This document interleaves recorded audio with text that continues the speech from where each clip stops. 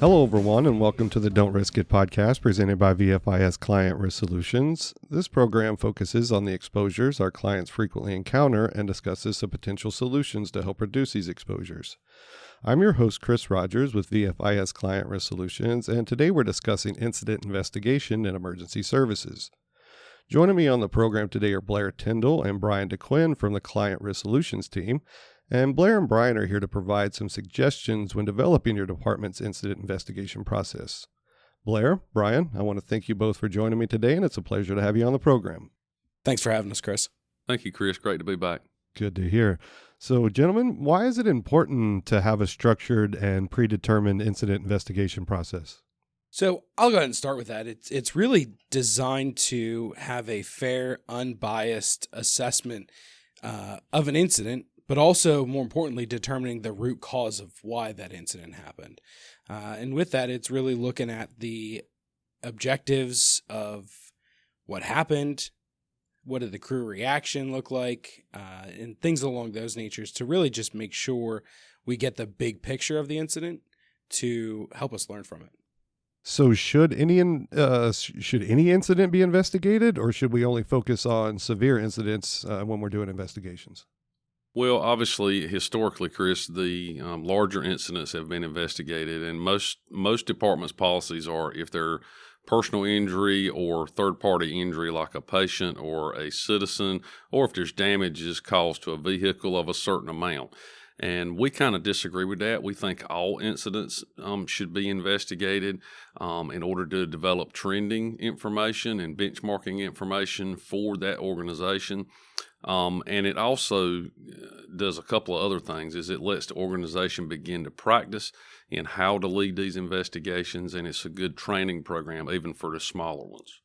Well, and I think it's important that we try to find root cause of all of those so that we can then help build an education model to help us reinforce the reasons why we don't do some of those things and really try to avoid them in the future. And another component to it as well, and this is kind of a new concept in the last 10 years or so, is developing a near-miss program in accordance with your incident investigation. And the near-miss program simply investigates things that could have been potentially bad, but that didn't actually render any damages or any injury to anyone. For example, if we had an EMS crew that was, rolling a stretcher with a patient on the stretcher into the emergency room, and they hit a pothole on the sidewalk, and nothing really happened, but it was kind of a moment that everybody tensed up. Patient gets delivered safely, everything's fine. If those two crew members keep that information to themselves, then there's a good possibility that that pothole is going to affect somebody else down the road. So that's the point of having a near miss, and it also helps with the openness of the relationship, getting your employees to the point that they feel comfortable that they can report any of these situations. So I honestly, the way I kind of talk about near misses is it's the missed opportunity. That's an opportunity that we can educate ourselves, educate our crews, educate the organization, and maybe even just beyond the organization, so we can reduce those exposures, reduce those liabilities, and protect ourselves as much as possible. So is a near miss process, is it the same as an incident investigation? Are the procedures similar? I mean, can you kind of differentiate between an actual incident investigation versus how we report and how an agency should handle a near miss? Basically, the processes are the same. It has to be tailored to the event. So a near-miss process would be the same. There may be less staff members involved. There may be less investigation. If it's, let's just say in that example that I just used, it may be just as simple as identifying it, making a phone call to the hospital to make them aware of it, and then if nothing's rectified on their end, just making all the crews aware, hey, be careful at this particular location. So long and short answer is yes, the process should be the same as if you had a serious incident, but it's going to take shorter time to complete, and then you're going to have those opportunities to learn and change your policies and training guidelines inside the organization. So on the front end, it's very similar, but on the back end, there's less to do because an incident or an accident hasn't actually happened. Exactly. So we're not having to do that back end stuff, but the front end should be very similar. Exactly. And it also, like I said earlier, I think one of the things, we talk a lot about culture in our organizations, and that ability for employees to report anything without fear of reprise is really makes the culture more organization and gets the information flowing. So Blair, to kind of follow up on that, should discipline always be associated with an incident? That just depends. I think everybody looks at having discipline on. They kind of go into their incident investigation process and with discipline in mind, as that's the end result of the investigation process. But it's not. That should be the very last thing we think about. We should.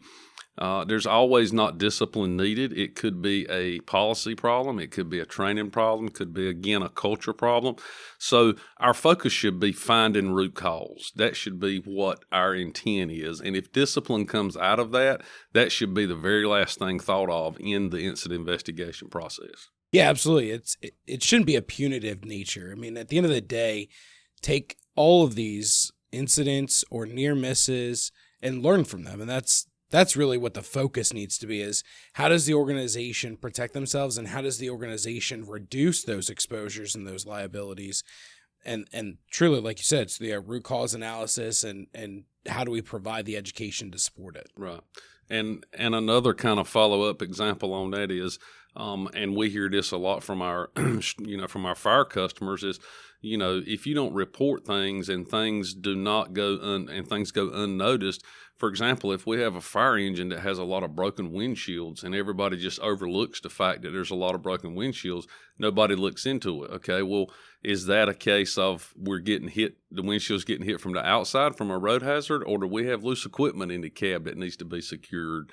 Those kinds of things are things that are found out in this process, and that's what you're really after.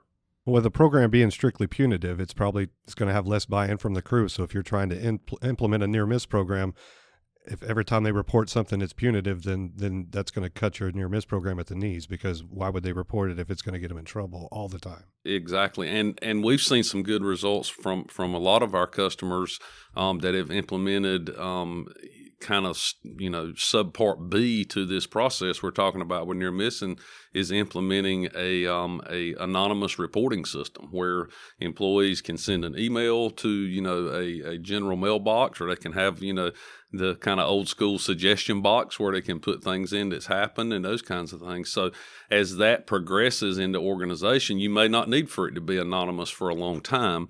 But you may need to start off like that to give the staff the comfort level that they need to bring these things forward. Well, and you bring up a good point. Staff should absolutely be involved in this process because it's going to help drive that culture change. And that's what it ultimately comes down to, is it's a culture change of the organization to start talking about near misses, because for years, well, it happened and nobody needs to know about it. Everybody that's in this unit, it happened. We go home. Let's never talk about it again. So with peers being involved in that process, it's going to give them more of the leverage to the rest of the organization to say, hey, this is something we should buy into. And it's all part of that culture change that we've talked about in many of our different podcasts over the years. So I assume this is something that we should develop before an incident occurs. Who should lead an investigation team? Well, we have a list of particular individuals in our VFIS incident investigation resource that we'll talk about towards the end of the podcast. And we get a lot of, sometimes we get administrative pushback, especially at the high level of the organizations. The leaders feel like or think that this is just another meeting we've got to have, and this is just another chance for everybody to get in the room and complain about things and that kind of stuff. But you need, and it's not a rigid set of members, Chris, that needs to be on the team, but you need a member of management. You need representation from your staff, from your folks that are quote unquote out in the street. They need to be involved in it as well. That does two things. That gives the administration the ability to get feedback from the street, as well as it gives those people in the street buy-in into the process and makes them part of the larger organization. So as for members that should be on it, The senior leadership obviously should lead the committee. You should have, shift supervisors, safety officers, and if you need outside representation, if you need an attorney to be present, if you need your insurance agent to be present, all of those things, work into a good system. So not necessarily identifying individuals, but different levels of the org chart. Each person from each level, or each level needs to be represented in that process. Exactly, and because we see quite frequently, I know from personal experience when I was an administrator in the EMS field, we had this wonderful new product that we had bought and everybody was happy about that we had on all of our trucks, and we had no clue, and the feedback from the street was this new product's no good. We don't like it. It's not working. It's going to get somebody hurt, those kinds of things. We would have never known that had we not involved, people from, that are actually using this stuff every day. So should we have a review committee that's evaluated the facts, of the process? And if so, who in the organization should participate? Should it be, leadership only, or should we have a mixture again of what we just talked about? So yeah, it's really best practice to have a review panel or even a safety committee if you have a safety committee within the organization, but some type of a committee that's working together. It's consistent, because that's going to be important in the process as well as consistency. So however that looks within your organization, but some type of a review panel or a committee would be the most beneficial.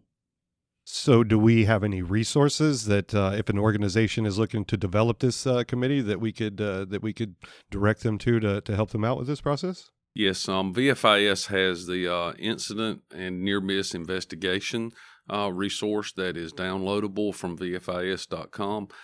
That's a very good place to start. And also, we offer incident investigation training from our education and training should someone want us to come in and do specific training. And there's also a VFIS University course on incident investigation as well. Anything on responder help? There is stuff related to that as well. So we've got 3 pretty good sites and places to go find those resources. So, and there's a lot of follow-up resources too, Chris. The near-miss programs are relatively new to the emergency services field, but that concept has been established like in commercial safety, general industry, construction safety, and those kinds of things for years. So if you start looking, you're going to get a lot of resources fed into it that you can just adapt to your organization. Well, and there's also NFPA resources as well for safety officers to include in that. Yeah, I that's what my degree is in occupational safety, and we heard the near miss terminology going back to when I was in college in the early 2000s. So it's been around, but you're correct. It's new to the emergency service sector. Well, gentlemen, it was a pleasure to chat with you, as it always is, and I really want to thank you for joining me today. Thanks, Chris. It's a pleasure as always. Thanks, Chris. Great to be back.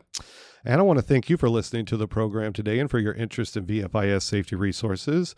I want to thank our guests Blair Tyndall and Bryan Duquin once again for their time and information. Please consider subscribing to our program to stay up to date on new content releases. Also, if you like what you've heard, please consider leaving a review below. For more information about the many resources available from VFIS, please visit VFIS.com. And to submit ideas for future discussions, please reach out by emailing VFIS Risk Control at VFIS.com. Thanks, everyone, and have a great day.